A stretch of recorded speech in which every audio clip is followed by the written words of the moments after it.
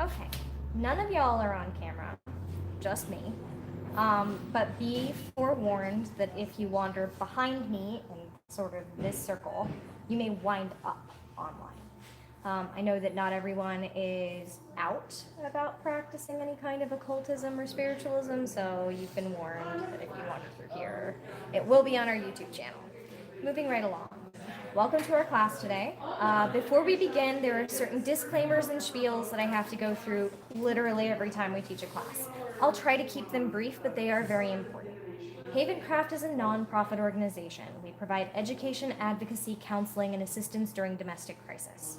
We are interfaith, intercultural, interdenominational, intersectional, and inclusive.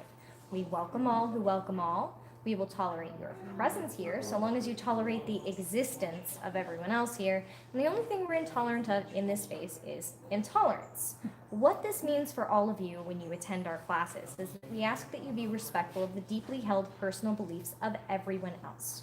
We don't care what religion, culture, spiritual path, tradition, walk of life, etc. you belong to. We care that you be respectful of everyone else who is present. So whether you're an atheist, agnostic, questioning, seeking, or deeply spiritual, regardless of what religion you do or do not belong to, we ask that you remember a few simple rules. Please stick with I statements. I think, I feel, I believe, I practice, in my tradition we do it this way, well in my religion we believe this, all of that's acceptable. As soon as you veer into you statements, we may ask you to either cease or leave, depending upon how egregious it is. A you statement would be something along the lines of, you should not believe that. You should not incorporate that into your tradition. Or, well, your tradition is bad, evil, wrong, etc. Now, we have caught on to a trick that people were pulling for a while there where they were like, well, in my tradition, we just feel like people like you shouldn't exist. We don't tolerate that either. We are an LGBTQIA inclusive organization, which means that at least while you're in this space, I can kick you out if you make LGBTQIA phobic comments or anti-LGBTQIA comments. We ask that while you're present, you remember to be respectful of people's gender identity and presentation and sexual identity and presentation. So if you don't feel like you can be kind to our trans students or non-binary students, the door is right over there and you won't be asked back. Is everybody clear? Fantastic. So today's class is part of a series that we call Honest Witch classes, which means that we present witchcraft in sort of a no-nonsense, historically accurate, blunt fashion. We try not to stare the 60s and 70s, where in order to popularize it and gain legitimacy in the eyes of the dominant world religion, a lot of witches sort of sterilized and homogenized their practices. They basically were like, no.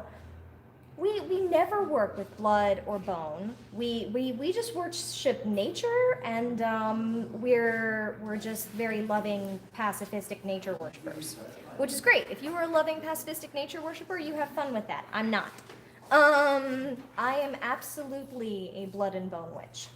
And these classes were formed to talk about the traditions that people tend to either erase or flat out denigrate. Now, for sanitation reasons, we are not going to be using blood in today's hands-on portion. But it is specifically about bone casting sets, their history, their use, and constructing one for yourself.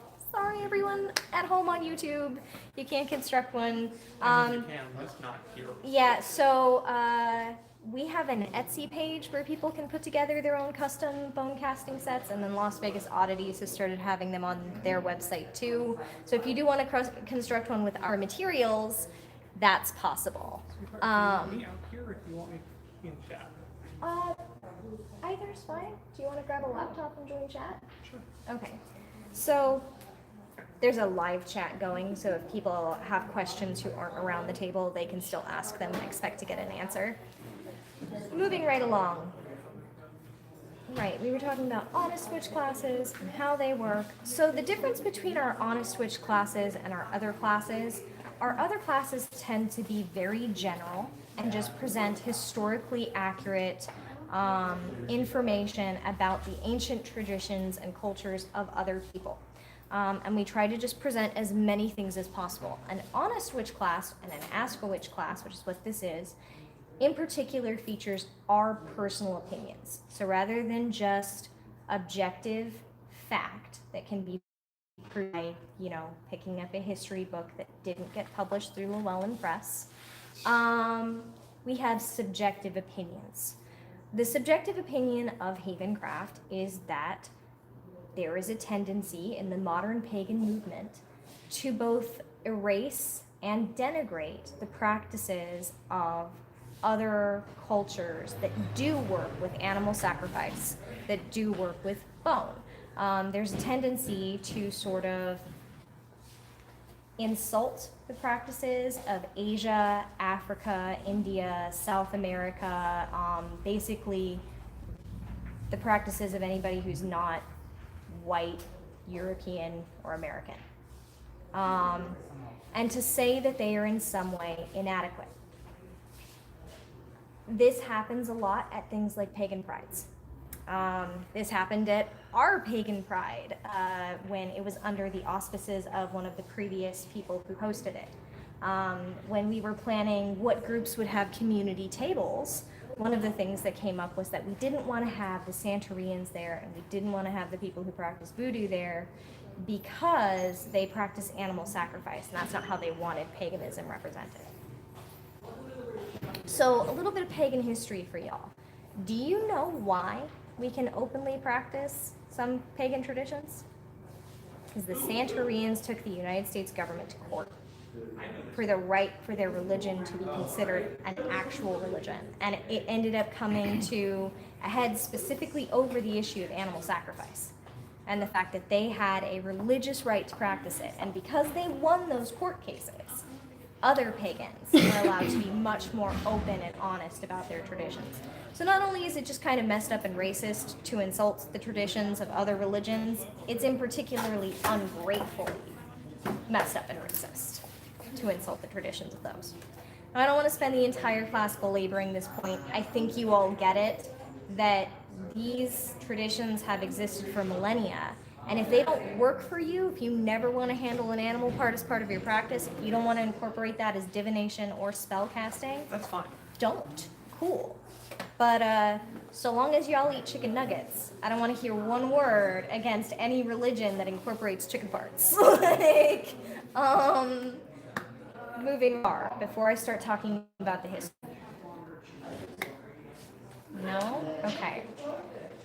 There is a theory that bone casting is one of the oldest forms of divination in the world. That before there was even a system of writing, there was bone casting as a form of divination. They have unearthed what we consider to be bone casting sites in historical sites all over the world. There have been forms of bone casting practiced in the ancient Fertile Crescent, in ancient China, in ancient Africa, in ancient South America, and we are still digging up evidence of how prolific this was. One of the tendencies in ancient cultures was to absolutely make use of every part of an animal. Now, one of the issues that I do have with the meat industry is how much we throw away. I'd have a lot less problem with how America consumes meat at almost every single meal if I knew that the rest of the animal wasn't going in a trash heap that was releasing methane into the atmosphere. One of the issues I've had with how people want to practice bone casting isn't that they want to practice it. It's that they're willing to buy from places that will raise an animal for one body part and throw the rest away. Something I want you all reassured about the stuff that's on this table, none of it was procured that way. We go through places that let the animal live out its full life and die, and then they harvest everything. Okay? Cool. You do you buy from whoever you feel comfortable buying from. I'm certainly not going to be chasing you around going, how dare you buy from fur trappers? But if it's a concern that you have, then know that we were careful with what's on our table. All right, so different forms of ancient bone casting and ancient bone divination includes scapulomancy. Scapullamancy.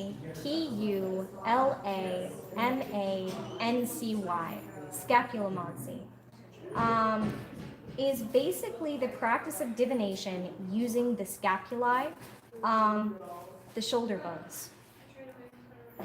In the context of the oracle bones of ancient China, which used both the scapulae and the plastrons of turtles, it was a very general, broad form of divination that was used for almost everything.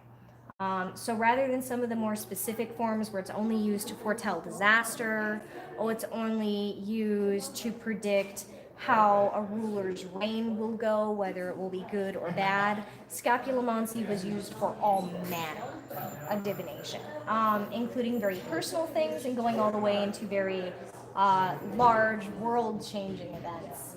Many archaeological sites along the south coast of China and the offlying islands of the Korean peninsula show that deer and pig scapulae were used in divination.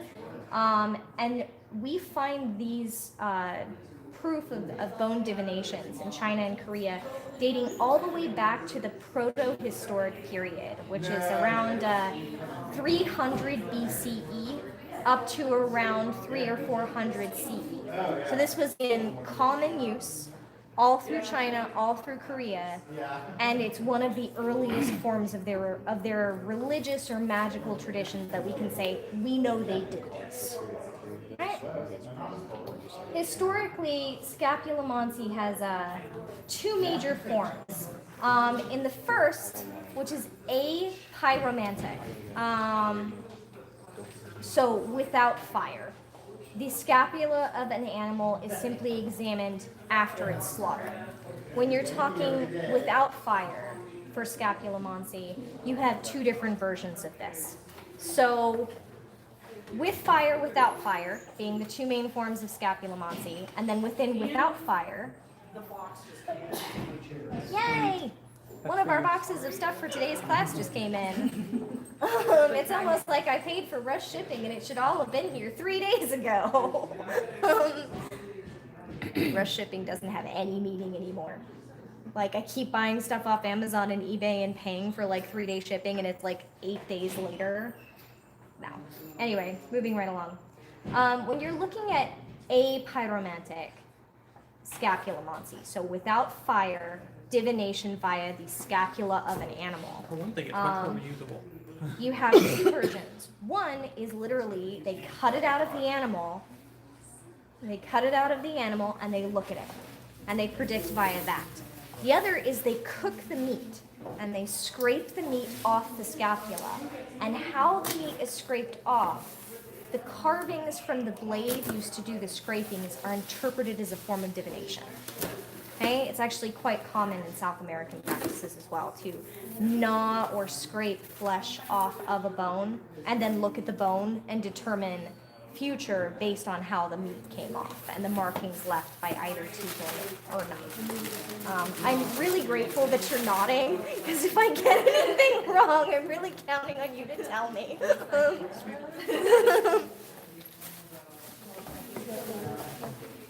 It's the mixed fossil box! Yay! Okay. I ordered like 5 pounds of fossils. This is more than 5 pounds. Good to know. I thought I ordered 5 pounds of fossils. Alright, moving right along. In pyromantic scapulomancy, you heat or burn the bone and then interpret the results. Now again, pyromantic scapulomancy takes those two forms. Either you heat the bone and scrape it, or you simply eat the bone and then take the bone and throw it into the fire. And how the bone cracks and chars is what you interpret. There's also a third version of the turtle shell. Pyromantic scapulomancy, wherein you write on the bone your sacred symbols, and then what burns away has interpretations. What burns away, what darkens. Yes. That's also the scapula. Yes. So, scapulomancy is mentioned in Chapter 5 of the Kojiki, the Japanese record of ancient matters, in which the heavenly deities used this process of divination during a consultation with the lesser gods.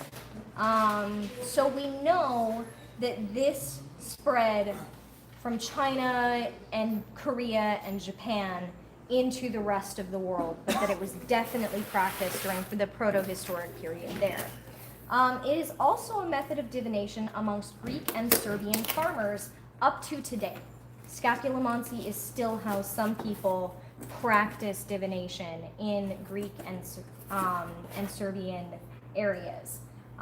References are found in the memoirs of several warriors who fought during the Greek War of Independence. Whenever they had a feast, they used to roast lambs, and after the meal, anyone who knew how to read the scapula would clean it off of any remaining flesh, and lifting it up to the light would interpret the various shadowy bits showing through the transparent part of the bone. So have any of you ever eaten a whole animal? And so if you hold the scapula up, you know there's areas where the light comes through. Their method of divination is to look at how the light comes through the bone and to determine things based off that. So it is a form of pyromantic scapulomancy that involves light and shadow.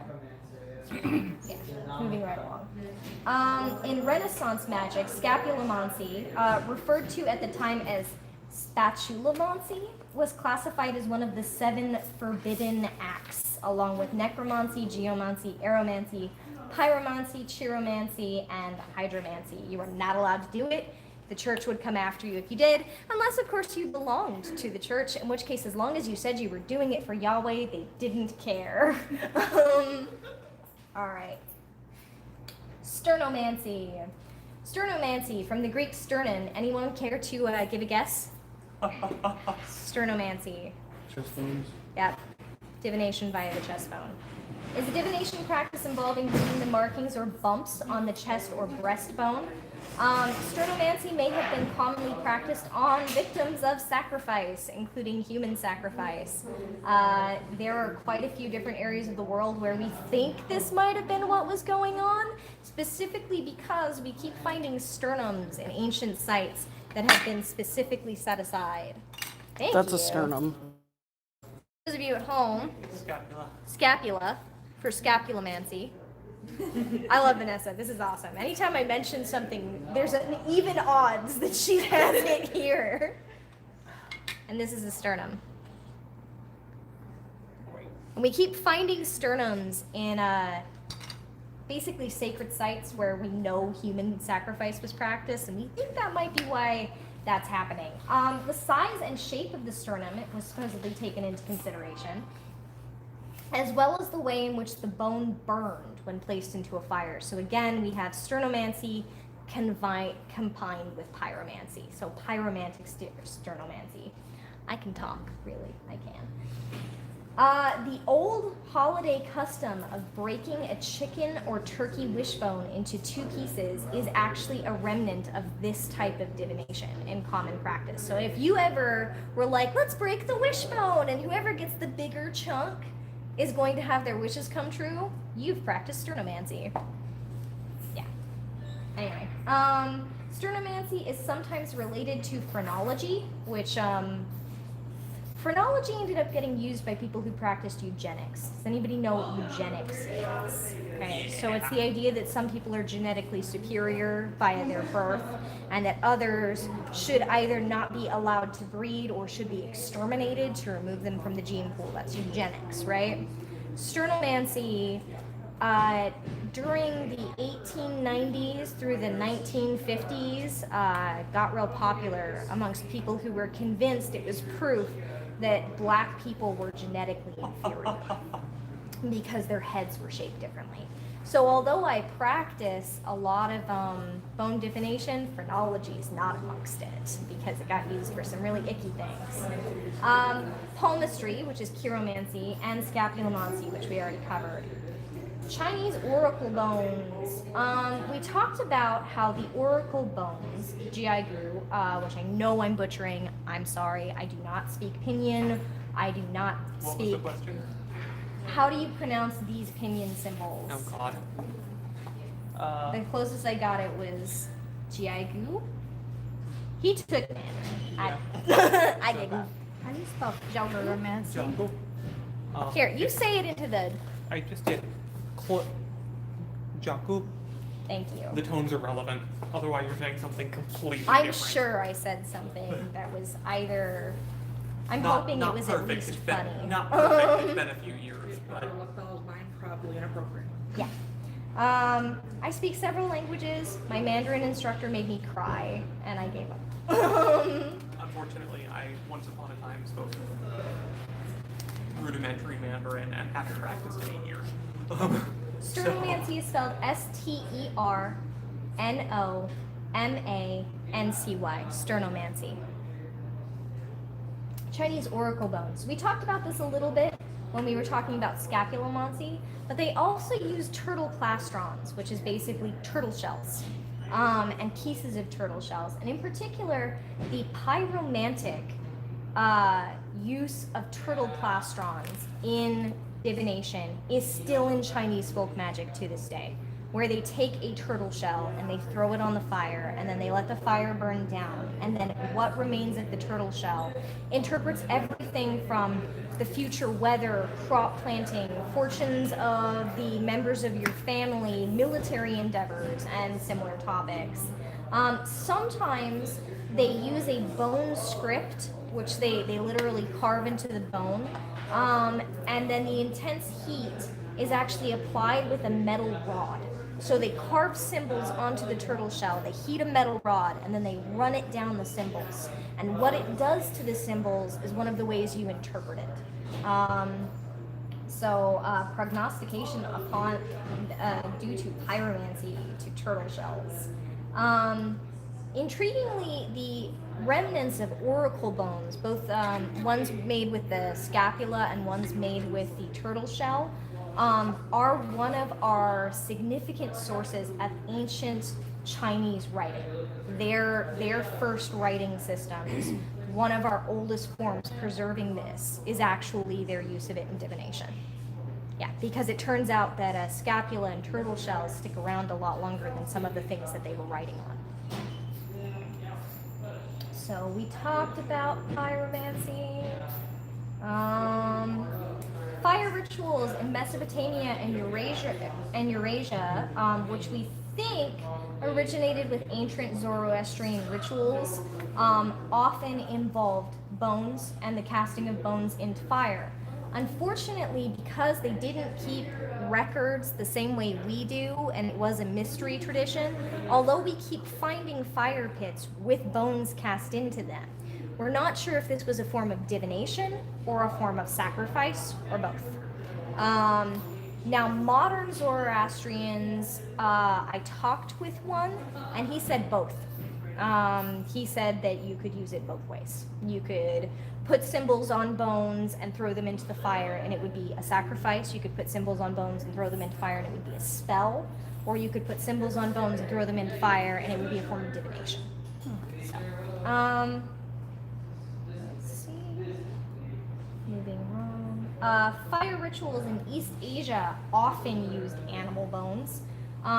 In particular, in Tibet, we find that they are still to this day throwing animal bones into fire as a form of divination and as a form of spellcasting. So you find this specifically in Tibetan sorcery, which we've mentioned before as being one of our favorite forms of god summoning, which is basically that you make a circle and you just keep calling the god's name until it shows up going like, what? Leave me alone! So it's kind of like if any of you who have kids, it's like when your kid follows you going, Mom, It's Mom, the Mom, hey, until you finally are just like, God, leave me alone.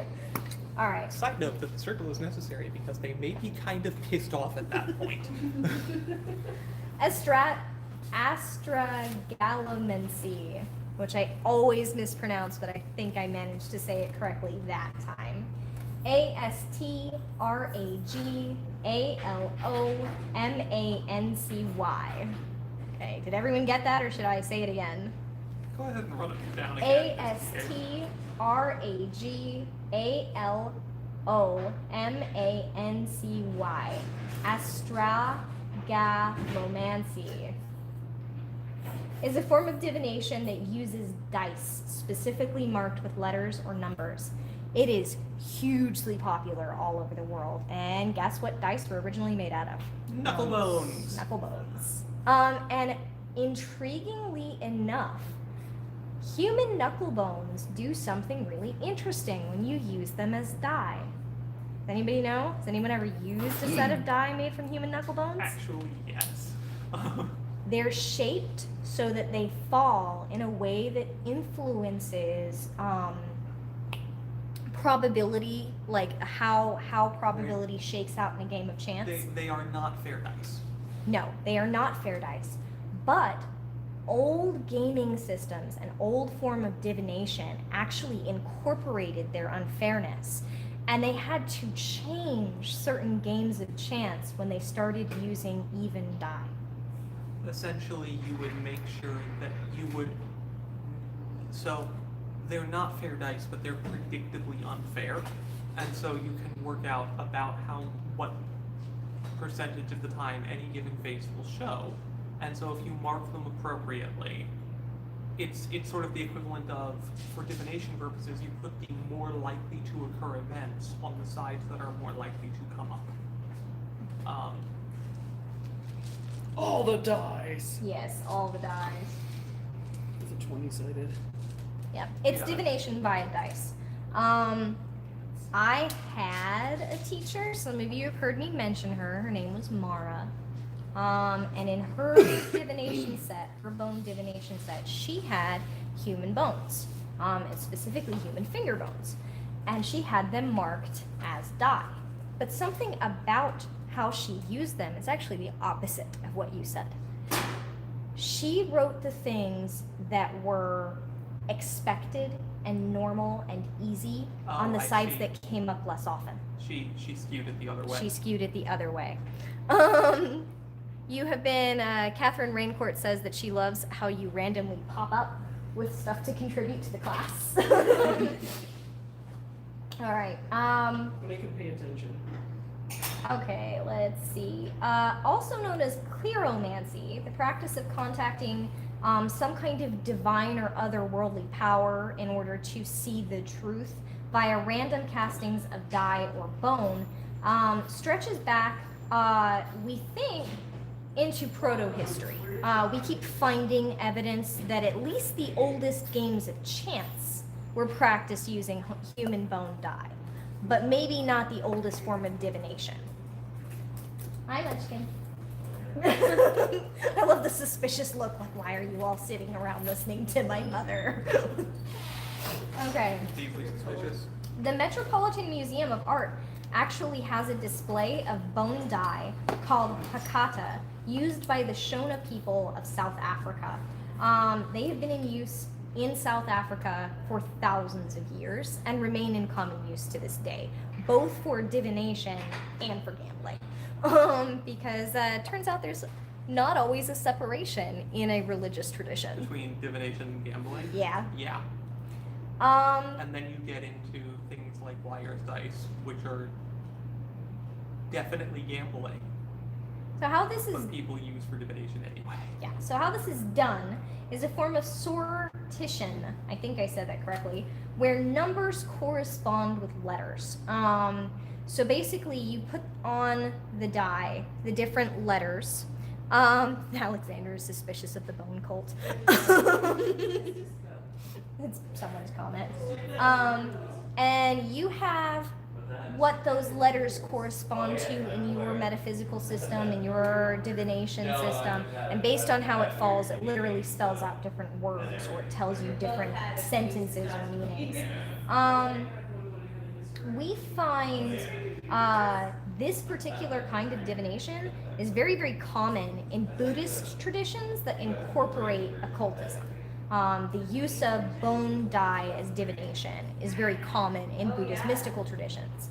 Intriguingly, in Tibetan Buddhism, where they incorporate an element of occultism, they also incorporate one of the most difficult ways to interpret it I have ever seen.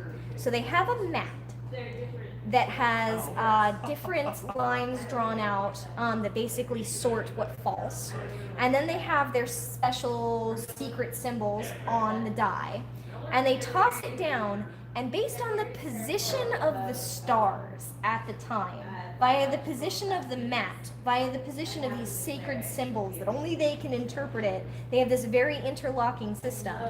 And it varies. So it wouldn't be the same if you had the exact same fall of the die on the mat when certain stars are in certain positions. It wouldn't be the same when the stars are in a different position.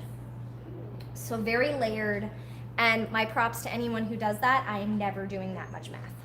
Like, it's not happening. Whereas I might. Ian thinks this is fantastic, but he was also a math major. So, and Ian's grandfather was a Kabbalistic astrologer who also incorporated sacred divination and what position the stars are in. So he comes by it rather honestly. The Dalai Lama in Tibetan Buddhism is reported as using the mo, balls of dough which have been placed with pieces of paper with possible choices written on them, and casting that. Some people combine the casting of mo and the casting of bone dye. The Dalai Lama does not. But it's interesting that in his form of Buddhism, there is still a form of sacred divination. It just uses dough and not bone. Alrighty, cowrie shell divination. I am only going to touch on this very, very lightly because it belongs to closed traditions. Santeria, Candomblé Yeye, and Umbanda, which are common in East Africa, India, South America. And we've done enough stealing from those people. I mean, we stole them as people. We're certainly not going to steal their religion as well. But it is quite common, so I wanted to touch on it, that basically cowrie shells are placed onto a prepared table or a mat on the ground, and that the patterns that form end up being the form of divination. Sometimes this involves invoking and saluting the Orisha, sometimes it does not. It is really, really common in Latin America in particular, combined with other elements of Santeria. Again, like, it's really neat, and if you can get someone who belongs to it to tell you about it, cool, but I'm just gonna say it's in use and move on. Let's see, moving right along. Intriguingly, in the Caribbean, we see differences. The cowrie shell divination, dilagoon, used by Santeros and Santeras is different than what you would find in the Caribbean, is different than what you'd find in Africa. So even though they are syncretized traditions that are all using something that looks very much the same to an outsider perspective, they are all different. Like, sometimes it matters whether you picked it up from the beach yourself or whether you bought it. All right. Well, strictly speaking, that always matters, but yes, but some of the systems say that if you didn't find it yourself, you right. can't use it. How much it matters depends on what system you're practicing. Okay, knuckle bones in Mongolia are marked, but in particular, they mark a knuckle bone as goat, sheep, camel, horse. Yep, that's that. They have 4 symbols. One means goat, one means sheep, one means camel, and one means horse. And it gives you an array of 36 possible answers to any particular question. The name for the system of divination is I, which means ankle bone, but ends up being rendered in English as complicated fortune telling. And it is, but it's also played as a gambling game. Because again, in Mongolian bone divination, there is no distinction between the magical practice and using it as a game.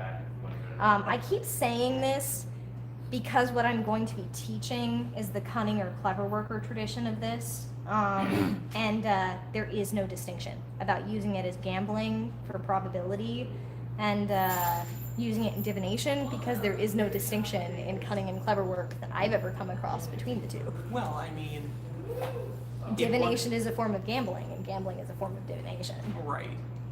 In one of them, you are theoretically playing with other humans, and the other you're playing with, things that may or may not be human. But Talking about mixed bone sets now. So mixed bone sets were in use by the Vikings. We know this, we found them. Like, we've literally found sets in pouches. They've been in use in different Native American tribes all over the United States. I'm not going to go into their particular ones. Again, we stole their whole nation. We're not stealing their religion too. But it is in common use.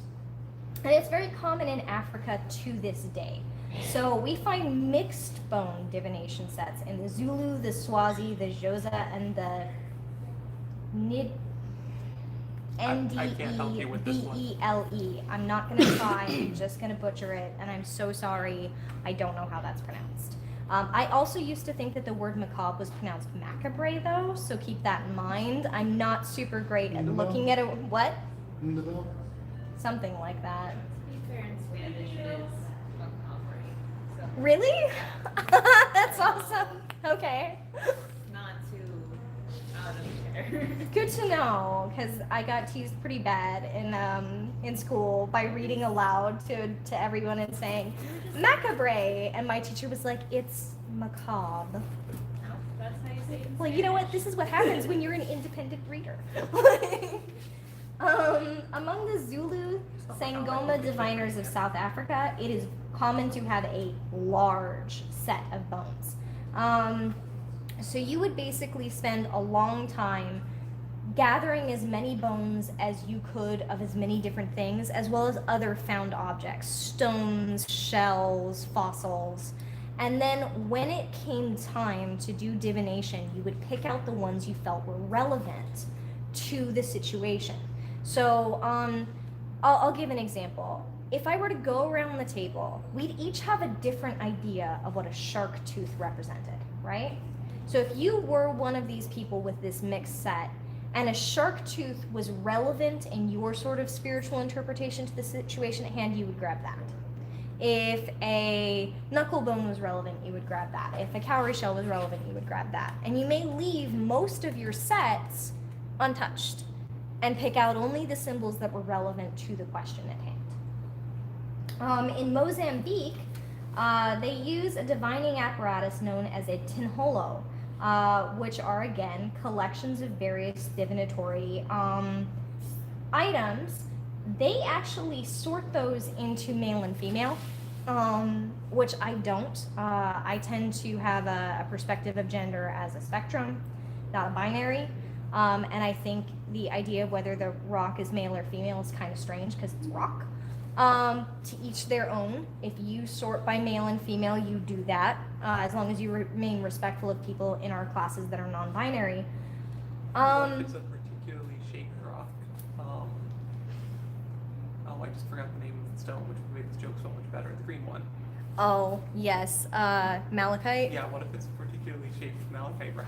Well, if it's a particularly shaped malachite rock, you could use that as divination to represent the phallus, but for fuck's sake, don't put it inside yourself.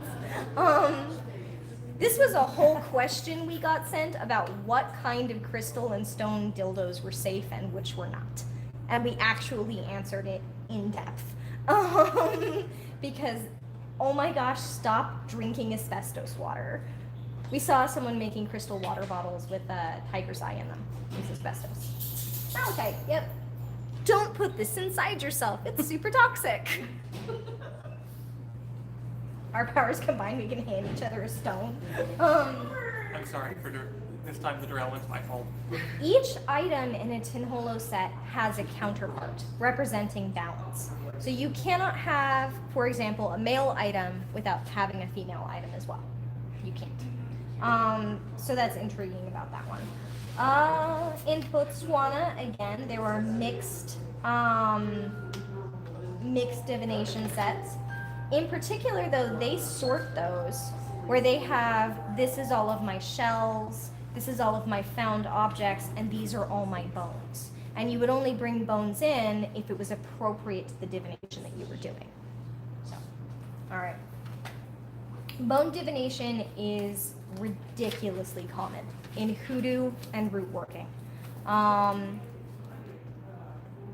I named a bunch of African traditions that came over during the forced African diaspora, during enslavement, during the spice trade, the sugarcane industry, the cotton industry, and then, you know, I have never understood the whole like other people are thieves when like white people stole whole nations and they stole other people, but. There are thieves in every culture. But moving right along. Those traditions that came over from the Zulu, from the Swazi, from the Xhosa, and then that blended into Native American traditions, Native South American traditions, Native Islander traditions, turned into the basis of the hoodoo and root worker divination system. So you find elements of Yoruba practices, you find elements of Lakuni practices, you find elements of Catholic spiritual practices in the bone casting and hoodoo and root working because they were forced to convert, and so they also syncretized. They kept elements of their own tradition. They talked with other enslaved persons and they shared their stuff. And you wound up with this very blended, very via crucible. What is that? Melted together. Melted together. Thank you. Tradition. It's not No, it's nice not though. homogenized. They use whatever they can find. So I'm not going to go into depth about this because again, hoodoo is a closed tradition. Root working is a closed tradition.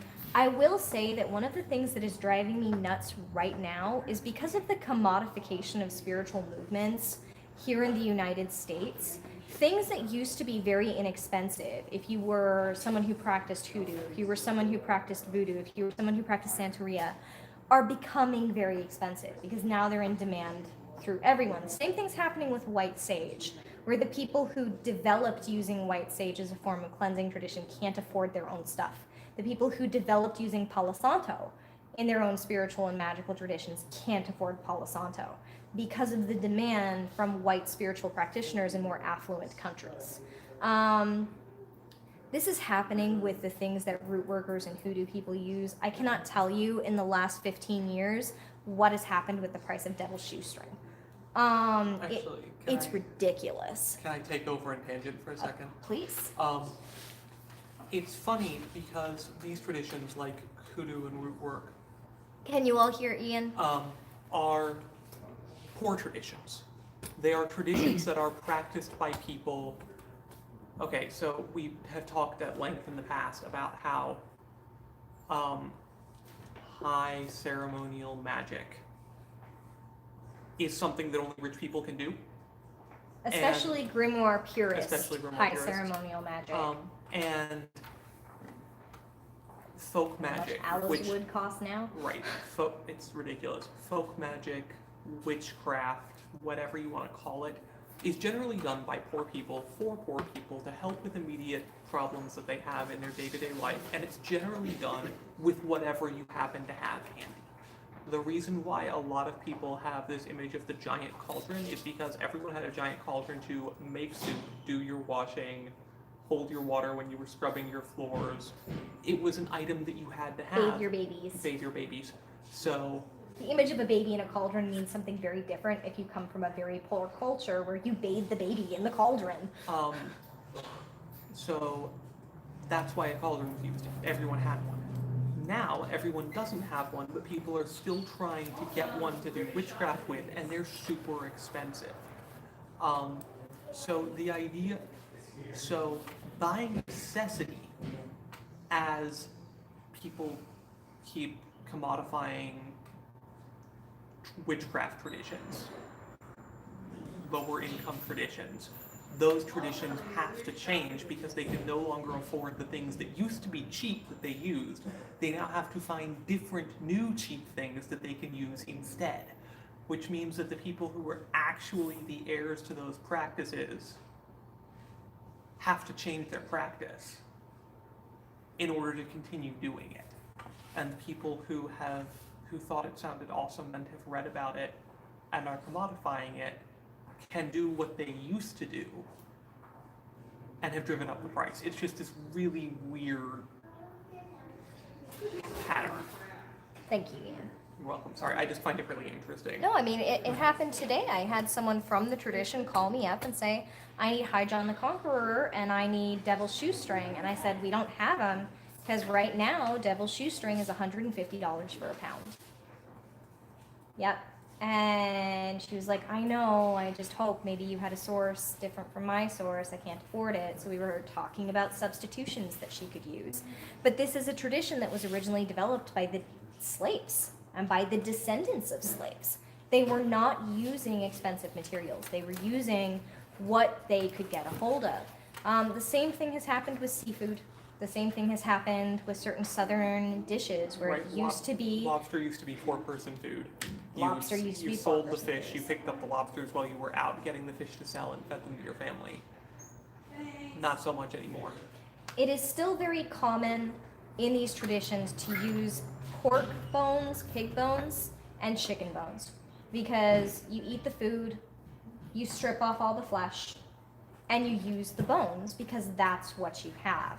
I'm going to talk about Romani spiritual traditions just a little bit. I hope I don't cross any lines. We have a co-founder of Haven Craft who likes to joke about the chicken being the line whenever I teach a class or whenever I'm on stage, and the chicken being the line, where people become very uncomfortable with the stuff that I practice. They sort of start out going like, all right, okay, everything's fine, until we get to the chicken. And the chicken is where you pull a spirit that's harassing someone into a chicken, and then you kill the chicken to destroy the spirit, and then you cleanse the chicken carcass, and you cook the chicken, and you eat the chicken, and then you use the bones and spells. Right? Right? Everything. You use every part. You use the feathers, you use the bones. And whenever I describe this to someone from certain spiritual traditions, they're so horrified. And many of these people are not vegetarian and they're not vegan. And I'm like, I don't understand what the difference is between going and buying a packet of chicken at Walmart and this. Like, you're still eating chicken. But everything in America has become so sterilized. Even our relationship with death has become very, very sterilized and very unhealthy.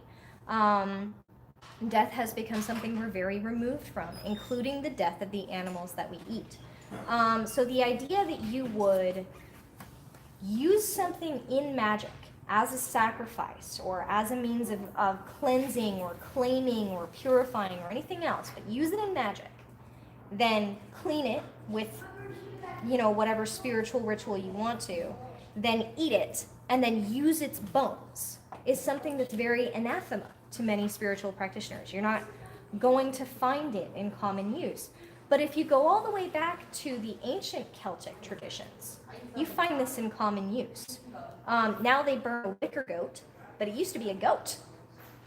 All right, moving right Are we along. going to talk about the Christmas goat, or is that completely off topic? The Christmas goat is a little bit off topic, but if anybody wants to read a series of hilarious stories, read what happens to the Christmas goat in Finland every year, because it's related to this. They used to burn actual goats, then they built a wicker goat. I will, honey. And then they built a bigger and bigger and fancier wicker and grass goat as a form of preserving these old pagan rites. And now every year people try to burn it down before it's time to burn it down. And it's become this game of how do we stop them from burning down the Christmas goat before it's time to burn the Christmas goat. It's hilarious. Check it out. There's a whole, every year that it's burned down and how it was burned down. And now there's, armed guards. It's a Moving thing. right along. I'm sorry. I'm done with it. It's okay, honey. So, the tradition I can actually talk on for myself, that I don't need my notes because I just know this because I grew up in it. is the tradition I'm teaching people to use for this. If you have a tradition in which this occurs, please feel free to take this information and let it go through one ear and out the other. Or just retain it for academic purposes. Or use it for academic purposes or a matter of curiosity, or incorporate it, because cunning and clever work is not a closed tradition. Because Appalachian conjure, Appalachian spirit working, medicine working, you can learn from them and incorporate it. In fact, they do teach it.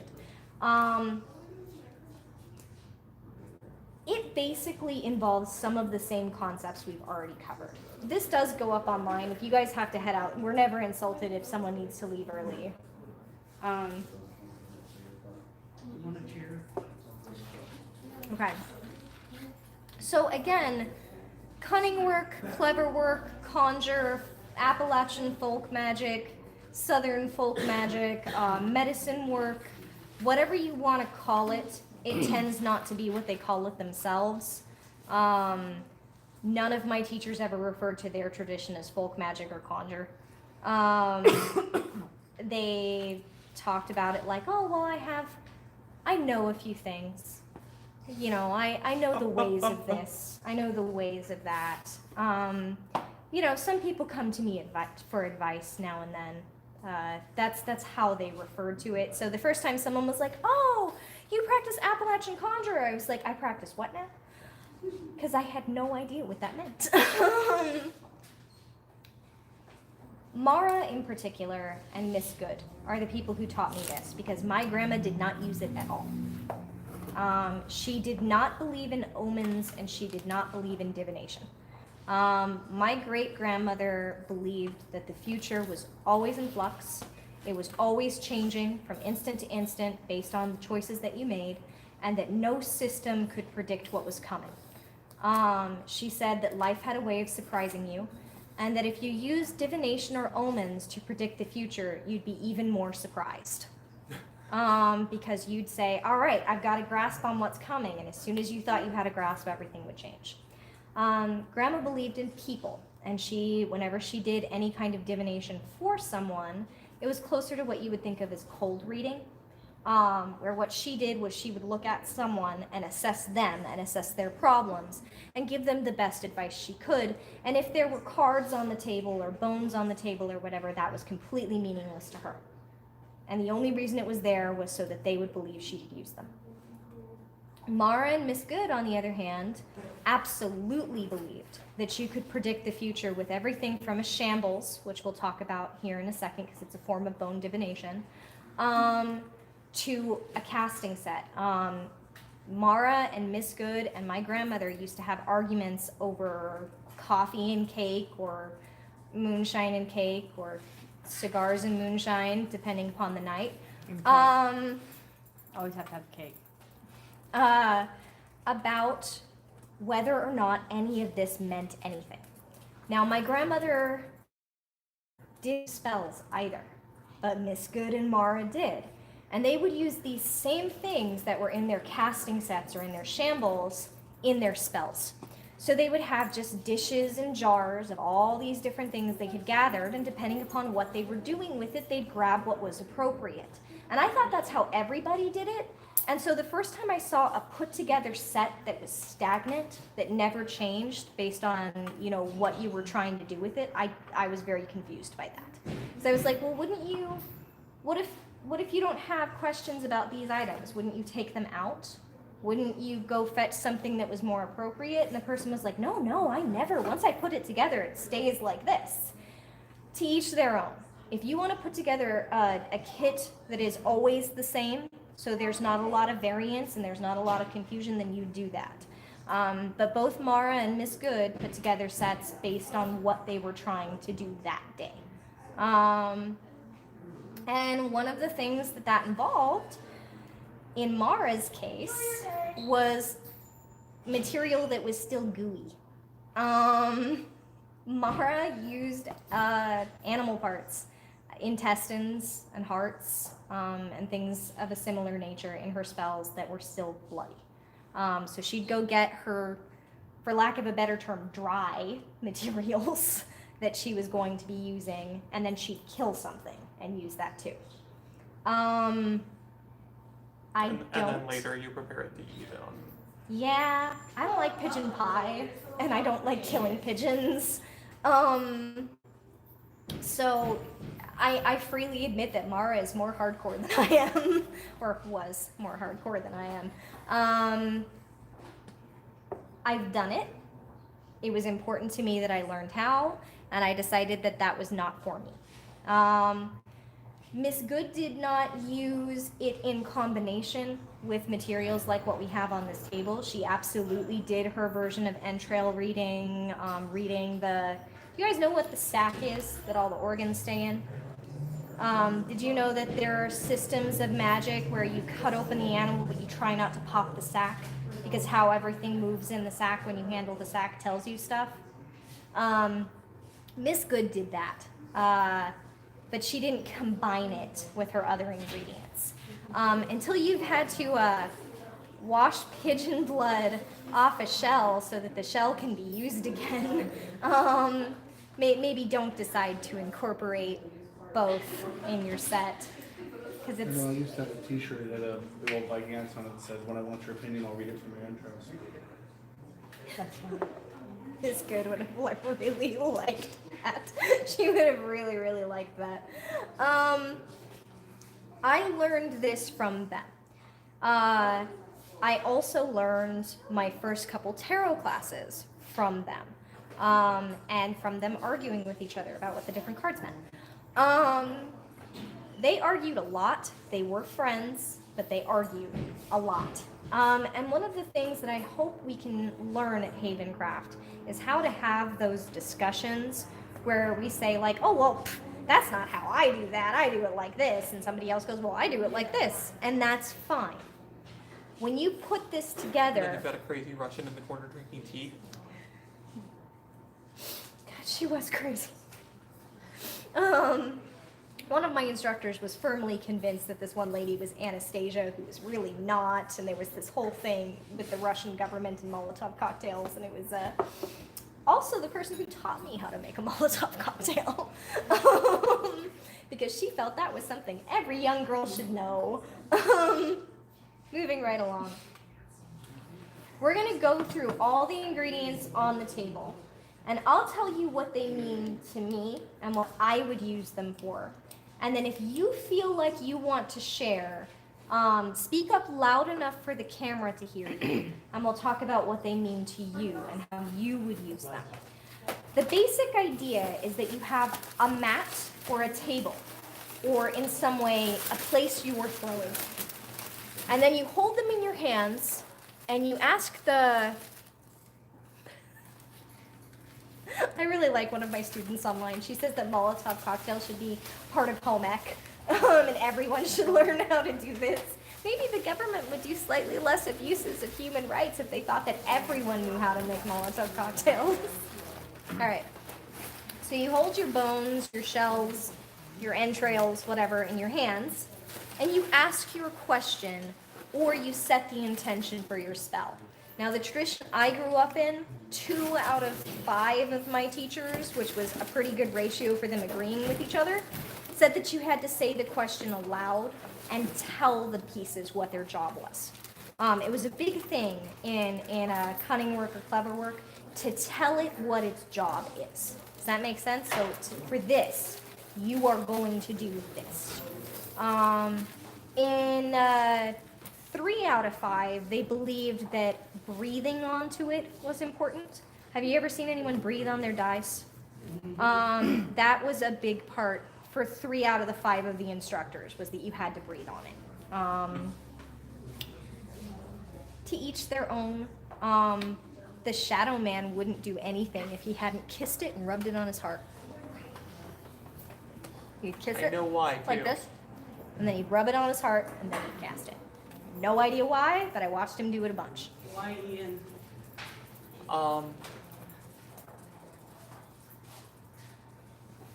So the kiss is basically a bribe. It's making it. It's trying to make it friendly to you, because some of the powers that the Shadow Man works with are not necessarily friendly to you by default. Okay. And the rubbing it on your heart's a link. That makes sense. Well, he was also the person who would drum the heartbeat for some of our Yeah. rituals. I don't guarantee that 100%. But that's your guess? But that's my guess. Okay. Also, I have things for you here that are not mixed fossils. Not 100% sure what that is. Hey, the devil's toenails came in. Oh, These are lodestone. I'll be glad to have that back. Awesome. Heavy. Lodestones. And I think this is fulgurites, but I'm not 100% sure. Those are the fulgurites. Sweet, you've also got some mixed Oh no, fossils in these there. are the horn These are the unicorn horn fossils. Oh, okay. Well, to be fair, I ordered the fulgurites from the Sahara Desert, so I don't know when they'll You've get also here. got random bits of fossil in here. So because you've handed me these will be the first ones that we'll go through. And I know I'm a little worried. We're an hour in. I set aside 2 hours for this class. I'm going to try and get through it in 2 hours. We'll see what happens. These are devil's toenails. I love these. They are a form of fossil that looks like a toenail. Like a clawed toenail. These are used in clever work and cunning to pin the devil down. So again, to make a distinction, the devil or the devils are not the same as Lucifer, are not the same as Satan, are not the same as Daddy down below. Jars Um, of bowls. Huh? Do we need jars of bowls? Probably bowls. Do we even have that many? Yeah. So glad this box came in. Yay. Devils may work for Satan, may work for Lucifer, may work for Daddy down below, and that's relevant for getting rid of them. If they work for Satan, they're working for Yahweh, because so does Satan. Satan is the archangel of temptation. And he works for Yahweh. He is part of God's side, for lack of a better word. God sends Satan to torment people to see how they'll respond, if they'll renounce Yahweh, if they'll turn on him. Job being tortured by Satan was totally on Yahweh's instruction.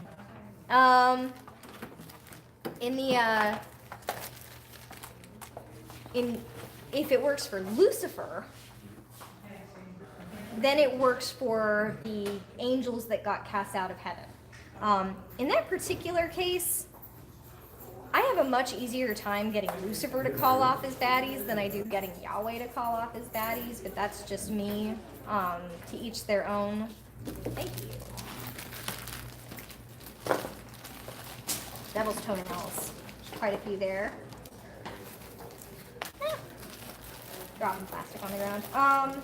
If they work for Daddy down below, then they are part of the great down below, the underdark, the fiery realm, the hollow hills, the areas where man has forced all the denizens of fire and smoke and sulfur down and away, taking their land from them. Regardless, different devils do different things. So you may have the devil of drink. You may have the devil of gambling. You may have the devil of violence in you, in cunning or clever work or conjure or whatever you want to call it. There's the idea that there are these different devils that torment you. And these are used to pin it down so it can't dog your steps anymore. That's what these are used for. They're also used to represent devils. So if you were making a set and you wanted to represent the devil of such and such, you would use one of these. Or you could use a devil's seed pod. Devil's seed pod. Supposed to look like a little devil head. The devil's seed pods are used to either summon or banish devils. So you use it to call it up or use it to lay it down. They're also tossed into the fire, and how it pops is supposed to tell you what kind of devil is fucking with you. I have never had any luck with that. Because I'm just like, it kind of looks like an exploded devil popcorn kernel. It doesn't mean anything to me. I also have zero luck with interpreting oil and water, but Ian has a great time with it. So, again, to each their own. I'm gonna pause now. Does anyone have anything to add on either of those two from your tradition? There was a question of whether there was another name for devil's toenail. I know that there is. Like, I know there's a scientific name for it. Slipper shell. Slippery shell? When we find those on the beach and around, they call them slipper shells. So the current version of them, not the fossilized version. Yeah, these are fossilized. They are a slightly different color when they're not Kind of fossilized. a pinkish red. I like them fossilized because devils are ancient. Right. But if you like the new ones, use the new ones. Are you leaving that person's comments restricted? I got a notification that someone's comments had been auto-blocked. Happily Ever After, I think is their name. Those aren't auto blocked, those are retracted, which Ah. means they chose to take it back. Oh, okay. It is a fossil. Does anyone have anything to add about either of those before I move on? No? Cool. These are lodestones. Magnetic lodestones, naturally magnetic. See the iron and the filings? If you take it off, okay, put it right back and move them around. Have you ever found a magnetized hematite in like a museum gift shop? This is the natural version of this. These are naturally magnetic. And they are used to magnetize you. They are used to call things to you. They're also used for protection and for the cornerstone of a working. You guys know what a foundation stone is or a cornerstone is in building terms? When you put together a spell, if you were to pick each of these to build a spell out of, so say that you're calling up a devil, right? This is your foundation stone. Set it down. I'm not actually doing this. And you would put your shell on top of it. And then you'd have a representation of what you were asking that devil for. So we'll use a wishing beam. And you would build your working around, I should do this where the camera can see it too, around your cornerstone. This is what you're trying to attract.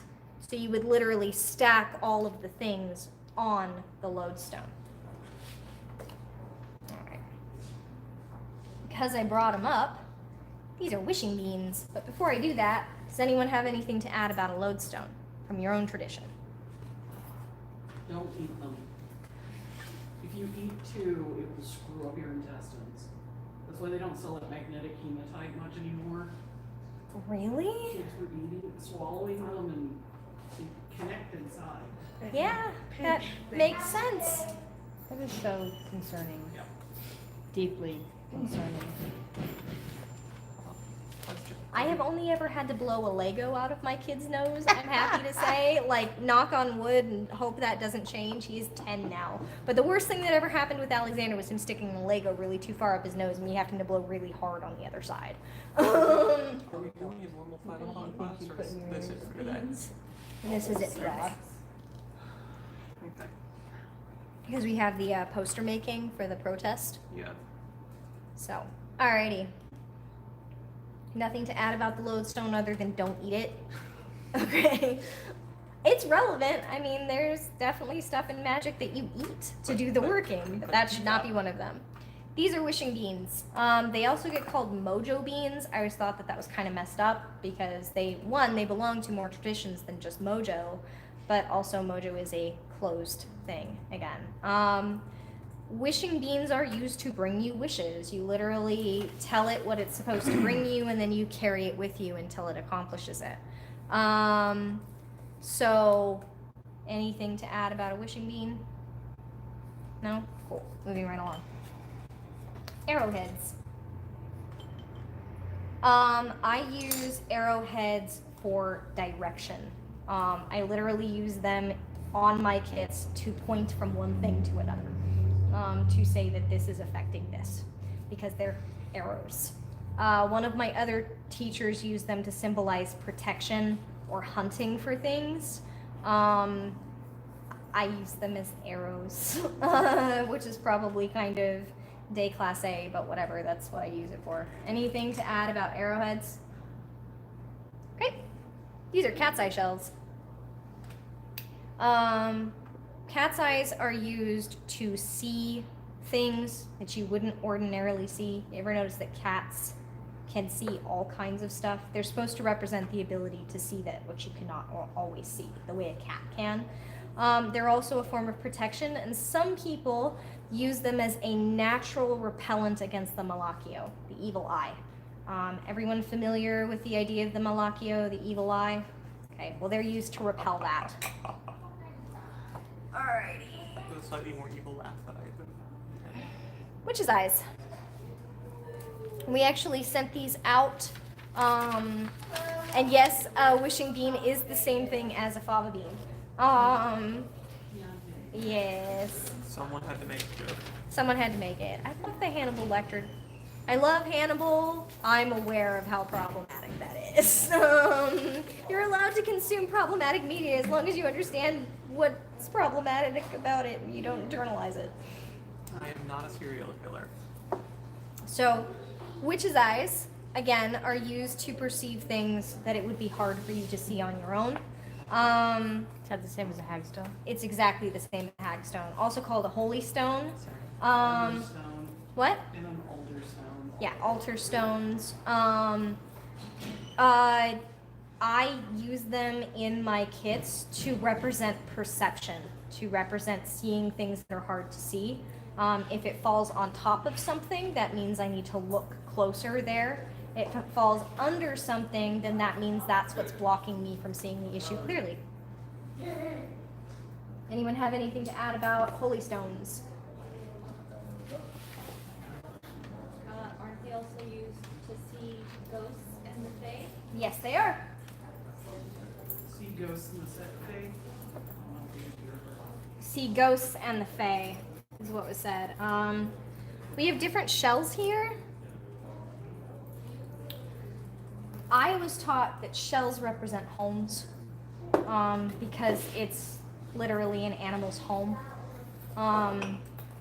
In particular, my Romani instructor, Mara, told me that shells represent homes that you carry with you wherever you go, like a Vardo. So not a home that you make somewhere and then you leave, but a home that goes with you. I don't know if they represent something else to other people. That's what I was taught that shells meant, those kind of shells. Anybody? What kind of shells do you want? So these are just sort of general, like, Oh, yeah, the pyramidal shells, just the conch style. The spiral. Yeah, no, couplets. those were, they, in, as far as I've been taught, they can also represent, not just the home you carry with you, but like finding that in other places. okay. You don't expect it. The spiral can represent a trend. Spirals are good for representing eternity. Definitely agree with that one. This is sea glass. I was taught that you use sea glass to represent change, transformation, and also surviving destruction and becoming beautiful and altered in a beneficial way by But not that always the way you destruction. expect. But not always the way you expect, yeah. Okay, we have church nails. I was always taught that these represented dogmatic authority and were not a good sign. But If you are keep Christian. in mind who I was learning from. They don't, you may find that it's a positive thing for you. If you're a Christian witch, for example, a church nail might be a very positive thing in your casting set. Keep in mind that none of my teachers had good relationships with the church. Either way, they're incredibly useful for very specific spells. Yes, they are. Anyone have anything to add about church nails? They're called Eshep pins. Okay. They can represent the duality of good and evil. So, Nice. I love these kind of classes. I learn things. All right. These are coffin nails. And I mean literally, these are nails that were used to hold together old coffins. They are to represent death, but also to represent the pinning down of the spirit, the keeping it in one place. Because that's what they're used for in spells, in Cunning and Conjure. You trap a ghost and pin it with a coffin nail. Any additional information about coffin nails around the table? Sorry. It's okay. It gets bumped. It slides around. Alrighty. Badger claws. Thank you, brain. My brain immediately starts going badger, badger, badger. I'm old. I acquired our legal coffin nails because certain cemeteries are getting decommissioned. So there are cemeteries where people are buried that nobody knows them anymore. No one comes to visit. No one's maintaining the graves. Their families are all dead. Really old graveyards that they're actually pulling up. They're cremating all the remains, or if Or they're putting them in an ossuary. or they're putting them in an ossuary, and they're deconstructing the coffins, and you can actually buy the coffin materials like the nails. Now there is an issue right now. I was reading that historically black cemeteries are being targeted for this in particular, and they're saying that they're not of spiritual importance to anyone anymore, but they are, despite the fact that no one has any living relatives anymore. I am a little concerned about that when it comes to acquiring coffin nails in the future, and I haven't decided what I'm going to do. Anyway, badger claw. Badgers are mean. Badgers are territorial. Badgers are incredibly protective of their houses. I really cannot understate how mean badgers are. So these are fantastic for representing sort of this is my territory, this is my home, I will be as mean as I have to be to protect it. So anyone have anything to add about badger claws? Okay. Chicken feet. You could use chicken bones too. We just happened to have chicken feet on hand because we used them in spells and we didn't have any other chicken bones. Chickens are used again to represent the home, but they were used to represent more the concept of like prosperity, stability, food, having enough for yourself and for your own. Anyone has anything to add about chicken feet? That was not actually intentional on my part. Just an accidental bottle flip? Yes, actually. Okay. Did it land? It Yeah. did. Great, well done, Ian. Accidental bottle flip. Okay. Wisteria pods. Ah! So seed pods of all kinds are used in these sets. I just happen to have wisteria pods. Different seed pods can represent different things. In general, seed pods represent birth. They represent the bringing of new opportunities. They represent new chances. They represent growth. The wisteria pods in particular. So you could definitely use them to represent everything a regular seed pod is used to represent, or you could use to represent poisons. Up to you. Anybody have anything to add on that? Okay, let's see. Where am I? Cowrie shells, which I have here in case anyone practiced traditions where that was relevant. What do I have here? Walrus fossils. Fossilized walrus teeth. Because we have fossilized walrus teeth. I'm not sure what you would use that for.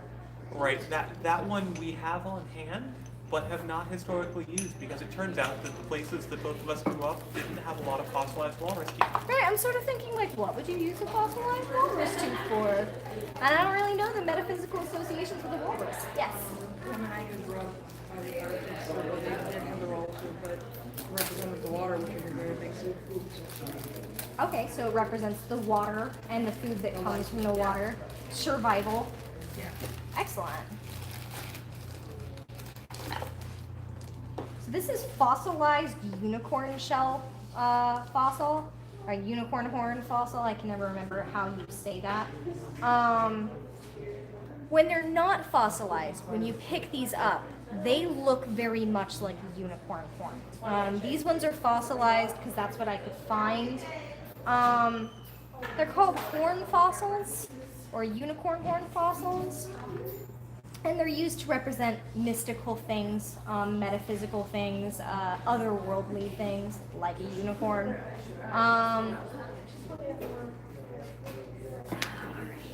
Ian, could you basically hand me things from Yeah. around the table?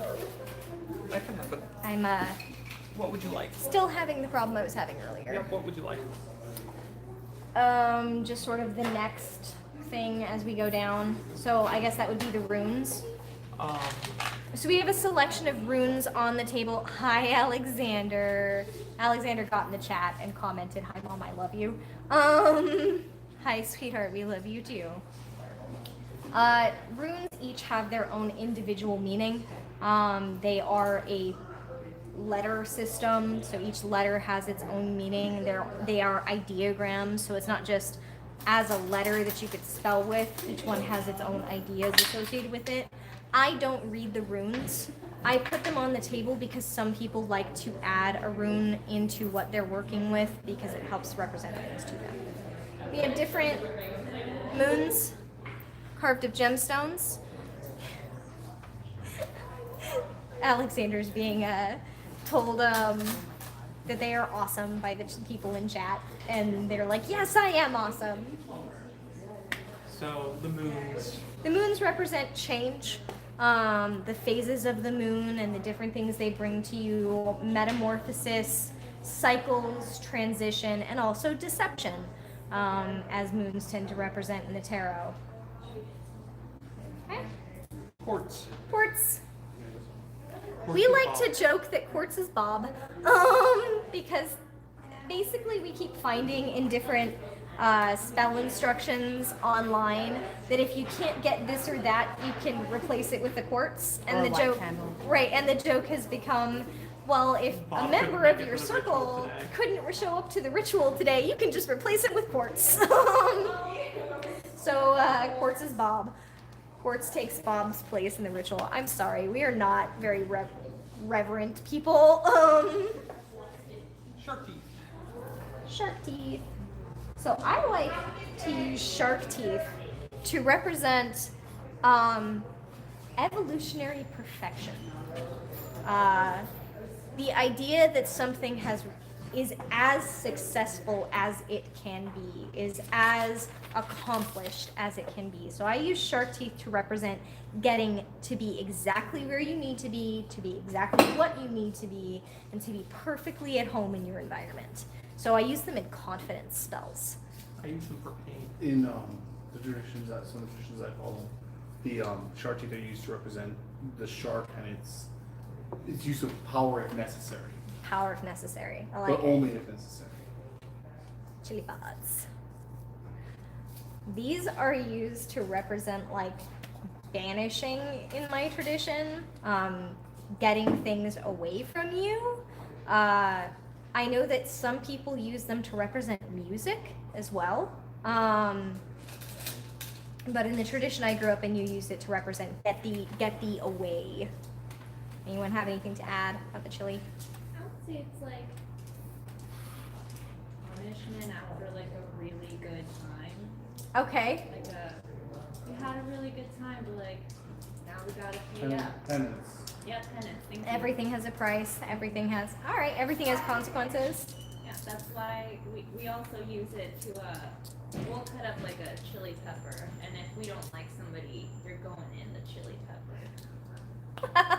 I like That's that. a whole new take on the powder right there. Right. I like it. Rose quartz. I tend to use rose quartz to represent matters of the heart. I know that it has in sort of the common pagan and witchcraft traditions in the United States, it has to do with like self-love and healing. I use it to just represent matters of the heart. Desert rose. Itty bitty desert rose. Desert I roses. actually wouldn't use these just because I'd be worried about them falling apart. Yeah. You'd have to be very gentle with these because Having they said fall that, apart very easily. If you're going to, Desert rose is a form of gypsum that forms out in the desert from where water trickles down into washes and collects tiny bits of gypsum, which is also selenite, into the pattern of a rose. So they represent sort of long-term transition, long-term growth, change over a great long time. Desert roses can grow very, very, very large, like very large. And the selenite that we sort of have turned into spheres and stuff starts off looking like that. But as it grows and grows and grows, you eventually get pieces that are more solid of just the selenite that you can break out of the soil. Also, selenite dissolves in water, so keep those out of water. Rattlesnake vertebrae. They're so tiny. Look how tiny the vertebrae are. Rattlesnake vertebra, you can use a vertebra to represent stability. All vertebra can represent your spine. So like the idea of being brave, the idea of standing up for yourself, the foundation of the body. But because those are rattlesnake vertebra, they have the additional connotation of being a poisonous snake. And in particular, a territorial poisonous snake. So you could use it for any of those associations as well. More shark teeth. We have little emeralds, Teeny tiny emeralds. which I like. They're tiny. They're chips. Yeah. I It would be think- very easy to lose that. Yeah, I would probably not choose to use a stone that size, but emerald would be for health and stability and Health, stability, prosperity, yeah. growth. We have blood quartz nails, which I think are so pretty. I want just like a necklace of them. So I've been using blood quartz to represent blood in spells. Can everyone hear me? I have someone saying that they're having audio issues. Me. How are we now?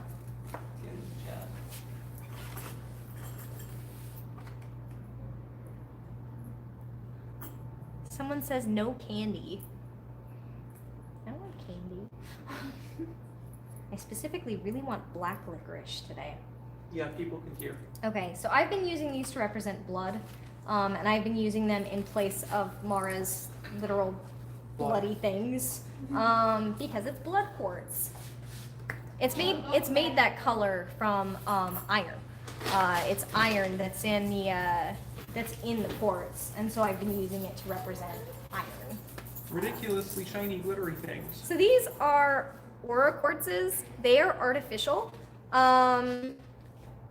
They are made to look like this, but aura quartzes have been used to represent all kinds of metaphysical powers, and there are guides online to what each different color represents. There is naturally occurring aura quartz. It's basically natural silica formed into a matrix with quartz. It's really, really rare, and it doesn't look like that. It just looks like a rainbow. It's like a rainbow sheen. What's getting sold as aura quartz right now is electroplated dyed quartz. They take titanium, a very thin level of titanium, and they electroplate it onto the quartz and they dye it different colors. It's great for alchemy.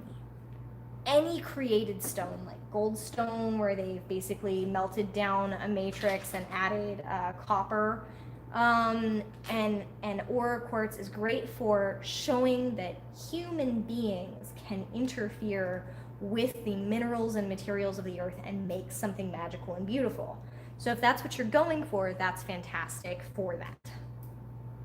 Any information anyone wants to add? These are bacula. You're gonna, yes, Um, please start contributing. That would be great. Well, I figured you might want to take a minute and drink a little bit of coffee. I appreciate that. That is exactly why I was thanking you, and Yeah. I immediately picked up my coffee cup. These are bacula, otherwise known as penis bones. We have them from a variety of different animals. 3 guesses what these are useful to represent. Most of the time it's sex. And the choice to and have it the or choice not to have have it or not have it. If you're going for a less literal, more symbolic divination set, and you want to have something to represent male energy, a baculum would also be a decent choice for that.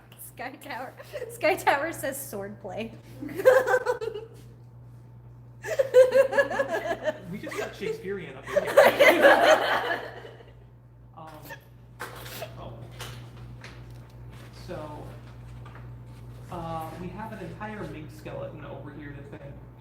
We actually have 2 entire mink skeletons that have been pieced out. And I sorted them into like rib bone, leg bone, vertebra. Minks are for cleverness. They are for slipperiness. They are for being able to get away from that which threatens you.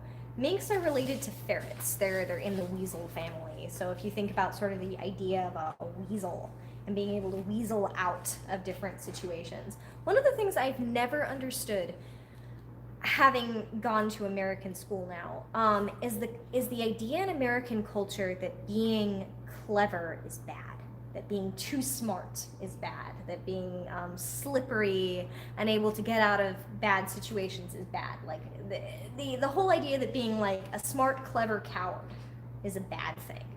I've read some good Odysseus. One of my favorite quotes is that all men are birds if only they had the courage to be. We have a skull. This in particular is a very interesting case because normally something in the shape of a skull would be used to represent either a person or death. In this particular case, it is a skull that was carved out of a larger buffalo bone, which means that if you really want to, you can go with anything that bison would represent. I would probably still use it for the meanings of a human skull. Yes.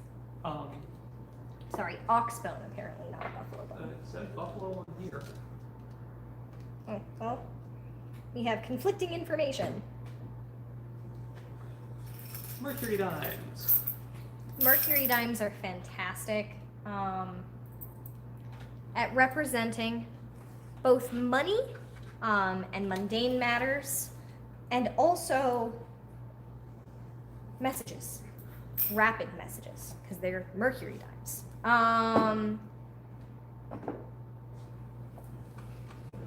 We have a collection of pennies from different historical eras. Yes. Which I don't need to hold up because pennies. Right. But Pennies from different historical eras. Again, money, mundane matters. Anyone have anything to add about anything we've covered? Okay. we have, my brain is coming up in Turkish, so I'll just do that. We have Boljukes over there. The manufactured evil eyes. Yes. We have basically manufactured evil eye pendants, which are used to keep at bay the Malakio. If you decide to put one into your bone casting kit, then it would probably come up as an indication that Someone was jealous of whatever it's connected to in the reading. Jealous, spiteful, attacking. We have marbles over here. I'm not sure why, but so I can lose them. That's specifically why, because people think of marbles as representing their sanity, their intelligence, and how together they have things. So if you are tossing everything and the marble keeps running away, that's probably pretty indicative. We have keys. Keys are awesome for a couple of purposes. One is you can use it like you use the arrowhead as this points to this, or this will unlock this opportunity. The other thing that they're useful for is, they're a modifier. They generally don't have a whole lot of meaning in a reading if just the key lands on its own. But if a key lands in conjunction with something else, I tend to see it as there is an opportunity to open this up, or to make a breakthrough in this area. Well said. Thank you, Betsy. Oh, we have human finger bones. So the human finger bones are available. The knuckle in particular is available for die, where you mark each side with a symbol, and how it falls predicts things. These would be Or, phalanges. right? Or you can use it to represent just humanity, humans, death, to each their own. Those are probably the most expensive thing we have on the table. There's clayform beads. Ah, the ancient clayform beads. Gar scales. So alligator gars are one of those things I'm just gonna. where they basically have existed since, ancient ancients and haven't much changed. They've gotten a little smaller. So they can represent, prehistory or ancient powers or successful evolution, or because alligator scar skulls look like petals or look like angel wings, depending upon which one you pick up. I've seen people use them to represent either flower petals or angel wings. So the ancient clayform beads are actually the most expensive thing They're that we 50 have on bucks the a pop. table. And they would represent ancestors. They would represent our ancestors, like humankind's ancestors. Does that make sense? All right. We have fox claws. I'm so glad those came in. I was really worried about that. Do you want to explain foxes? Well, Ian is very, very into foxes. I don't know what you're talking about. So, depending on the root culture that you're drawing on, foxes can be a bunch of different things. They're always clever. Sometimes they're cool or Sometimes capricious. they're cruel or capricious in addition. Sometimes they will be servants of an Ario Kami and get into dreams and illusions. Sometimes they'll just be quick and clever and tricksters, essentially. I think Kiddo's calling. I'll go check. Thank you. I think that basically covers I think so. fox. Does anyone have anything to add? Fox claws? Yes. I'm not saying I agree with this. I'm just saying the women, apparently, because women are thought Oh, to foxy. be. No, apparently no. It's I- actually like we have a word. So like in Spanish, fox could also mean like we would call a woman a fox, and it means that she like uses her sexuality to be like very clever and get away with things. We have a similar connotation. So, like, I am familiar with this meaning. I just ignore it. yeah, But I'm just yeah. saying. I guess if it's to put like a femme fatale in there. Why? Thank you. You're correct. We are at 15%. They're over there. They're in there. We're also almost done with everything on the table. Yes. Pocket gopher claws. So I have no idea We what got to do these with. by mistake. We got these by mistake. I ordered the fox claws and they accidentally sent me pocket gopher feet, and so I opened up what I was expecting to dump claws into my hand and dumped in something furry and was like, ah! So it's fine. I ended up contacting the seller and being like, what happened? Where are my fox claws? Why do I have these fuzzy things? What are these? And he was like, oh, those are pocket gopher feet. Just keep them and I'll send you the fox claws. And he did. But I don't know what you would use them for. But we got sent them by sort of serendipity, and so here they are on the table. Porcelain teeth. What? Porcelain teeth.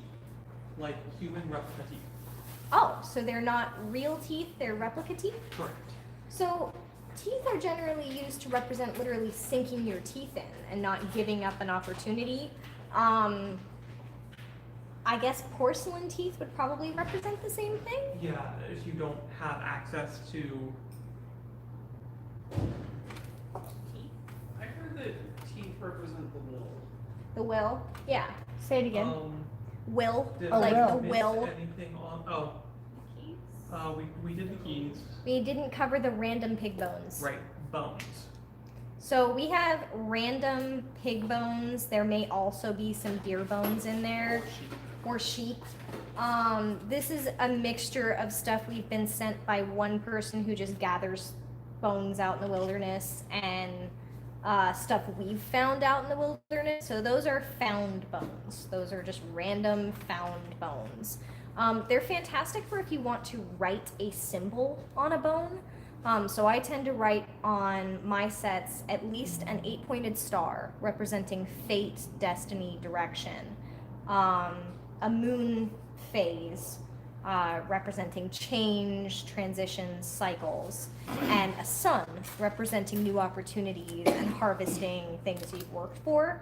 Essentially, if there's something that you want to include in the symbol that nothing else matches the appropriate meaning for, A you random can bone. Write it on a bone. Yeah, and you can write people's names. You can write your own name. If you have a mark of scratch or a hex mark you were used to represent yourself, you could write one of those on a bone. And then we have the mats. So we have fur, which is what all my teachers used, was basically fur or hide. And then we have some circles that we've transferred onto leather. So this is just pigskin. And these would be better if you were using a collection of small items because they're not huge. But essentially, if you want something like, okay, this is a design with sun, moon, astrological houses. It's mostly an astrology centered mat. And if you already have a grounding in astrology and you want it, then you could toss onto this and sort of do, okay, this symbol landed in this sign. Which is an Which additional meaning. Gives you additional meaning and additional information. We also printed up on the goat skin a transmutation circle from alchemy, and it's specifically the transmutation. Is that the one that you're looking for? No. Or is this the one that you're looking for? This one has mythological Yeah. stuff. It says like Friday, Saturday, etc. This one. This is a transmutation circle, and it's the transmutation circle for organic matter, turning organic matter into magical energy. So you would take the organic matter and toss it onto the transmutation circle as a spell working to take its power and turn it into a magical working. So that's what that one's for. And then we have these ones on parchment. Which are sort of a more conventional divination board. More conventional divination board. The handy thing about these is that it has like true, false, yes, no. You could also use this for a pendulum. And these are just available and they didn't cost me much of anything, so anyone can have one of those. You can also draw your own, and you could just use a piece of computer paper. And make a circle and put down spheres of influence. So write down, like, does this have to do with work? Does this have to do with my home? Does this have to do with my relationship with this or that person? And you can make your own. We also have pendulum mats. Yeah, something like that is great. You can basically make a mat every time you do a reading to help you be more specific. And it really can just be on computer paper. I do that all the time. I also have been known to draw my circle in the dirt. Right, Ian draws it in the dirt. I've Yes. seen people use chalk. Yep. Yeah. Use a white chalk, just then they'll alter the circle based on what's being divided. Yeah, exactly. And basically what you do is you have all your symbolism that makes sense to you. Because it's more important that it makes sense to you than it makes sense to anyone online or anyone you practice with, your high priest, your high priestess, your coven head. It needs to make sense to you. If something falls on top of something else, it's blocking or occluding it or in some way pinning it down or heavily influencing it. If something is touching, they're connected. If things are far away from each other, then they're far away from each other. It is what it is. Yeah. If it falls off the mat, like it's either completely not influencing the situation or it's so far away it hasn't affected things yet. Can you think of any other? Crossing. Crossing. So crossing is a little different than completely occluding, but it's definitely a major influence that may divert something. I think that's everything. Does anyone have any questions? Before we start putting things together for people who want to, which I don't think we're going to be recording. No, we're not going to record people putting together their own kits. Yes. I don't understand how you can have stones inside of the same casting with bones and not break your bones. You toss things very gently. That's the reason so, for the fur, huh? Yeah, just Yeah. sort of right above the mat, and you kind of like shake it in your hands, and then you just let it drop. Oh, I see. Okay.